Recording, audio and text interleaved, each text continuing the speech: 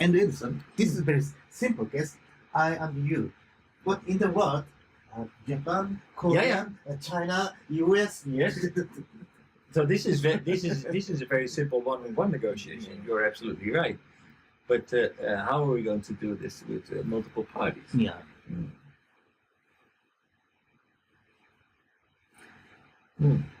So basically, what a good negotiator will do is will try to look for common ground, look for interests, look for what we can agree on, then try to put as many things that we can agree on in the deal, so that we actually create we create an exit barrier. The exit barrier is getting bigger and bigger. The more you can agree on, the bigger the exit barrier becomes. But then the more difficult things will come, and we need to look for, okay, so what can we exchange in return for something that the other side doesn't value that much.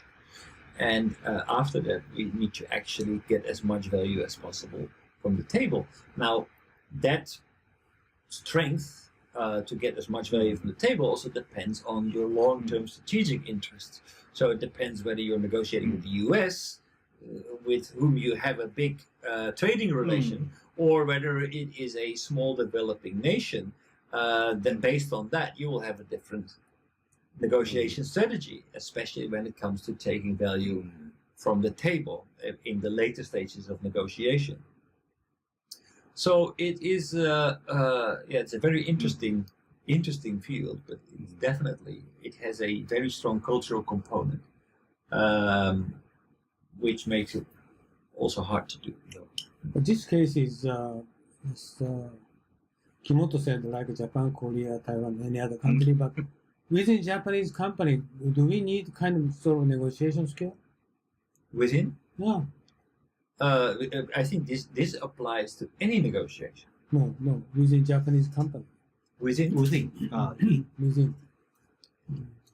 Do we need that kind of skill? I would say that it is very good if you are thinking, for example, if you want to propose something to a different department, then you need to think about these things. Monday I'm going to make a proposal for the CEO, but of course you need to think about what is important to them and what is important to us, and what drives them and what drives us, and what can we offer in return for what we are asking from them. But this is not negotiation skill. This is persuasion skill. I think, well, okay, basically I'm making assumptions about what's important to them, and I'm deciding what is important to us. And based on that, I'm going to make a proposal that is, of course, persuasive if I make the right assumptions about what's important to them. It's kind of communication skill, right? But from there on, they may say, okay, well, I hear what you're saying, but that budget is what you're asking for is too high, so I can only give you half of that. So I say, well, with half we can do this, but that means that we cannot provide you this and this and that. Oh, but we need that. Well, with that, I need a little bit more budget. So, okay, and that's going to be a negotiation. I'm not sure whether the CEO will be going that far, but I hope so.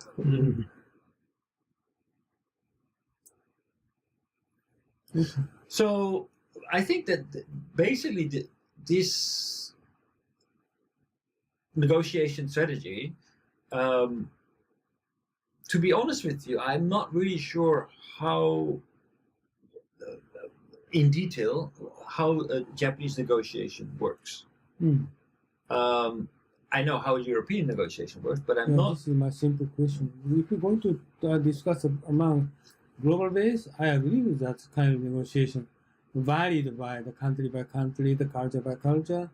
So we need to have some skill to talk about that. But currently, in the Japanese market, Japanese company people, we need to more skill for how to communicate with those people, like how to listen to people, the other people's opinion, and how to respond to them. So kind of tug of war.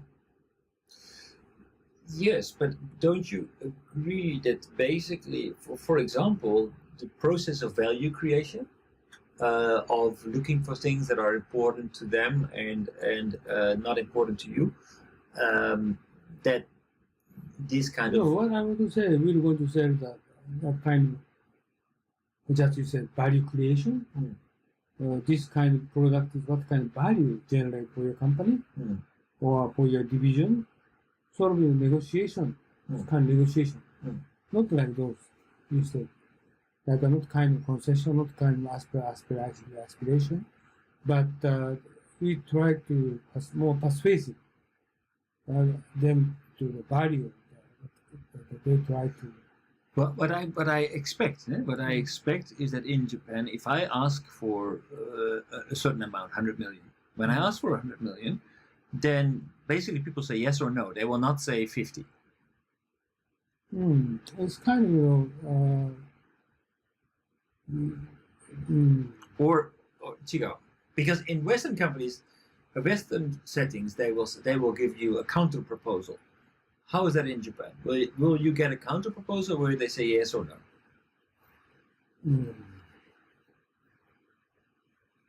For example, we're going to say, okay, this is we can make a more better productivity. We can generate 100 million values, and this is we said they can negotiate. No, this is not 100 million. No. This basically we need to persuade them. It's 100 million. 100 million productivity increase. We need to persuade them. Persuasive way we need to look it for. Right. Instead of kind of sort of negotiation. But okay, so if I can tell them, okay, we can increase our productivity, we can increase our output if we are going to outsource part of our production and reallocate the resources that become available through that to a different process, right? So we are currently doing this. We're using 100% of our manpower. I think if we can outsource 20% of our work, we can actually repurpose those people and work on this thing that will create a lot more value than the costs of outsourcing. So I'm asking for outsourcing 20% of our from our staff and reallocating those people on doing something else that will generate more value for the company. This is sort of kind of persuasive technique, right? Instead of negotiation. Yeah, but actually, what negotiation starts when people say, "Okay, I can do that, but I'm not going to give you the budget to allocate because if you can contribute more than this, I'm going to give you half. So you will need to become also more efficient. And so I will give you half of the budget, but you will need to become more efficient in order to make ends meet." So then negotiation starts. Yeah, my point is, instead of very much more emphasizing negotiation skill for Japanese people, we much more consider for persuasive communication technique is more important. It's part of it. Partly. It's part of it. In order to support your negotiation, you need to be persuasive. So logical. You need to show value. For example, it's most important is, are you open-minded for your customer? You sort of see. Are you thinking talk straight for them? Or you try to consider what their true intention is? Kind of sort of technique is more important for Japanese people to sell their product instead of negotiation. Because the Japanese customer doesn't expect to negotiate. Yeah, exactly. So a little bit, my feeling is in Japanese market is different. Okay, well, I'm going to negotiate with American people, British people. I understand, right? And beforehand, they're different by culture. We just study something else. But what am I so? In the example that I just gave, what is going to happen if I'm going to ask for 100 million, right? If I'm going to ask for 100 million, will they negotiate that amount, or will they just say No, no no. or yes? No negotiation. The persuasive technique.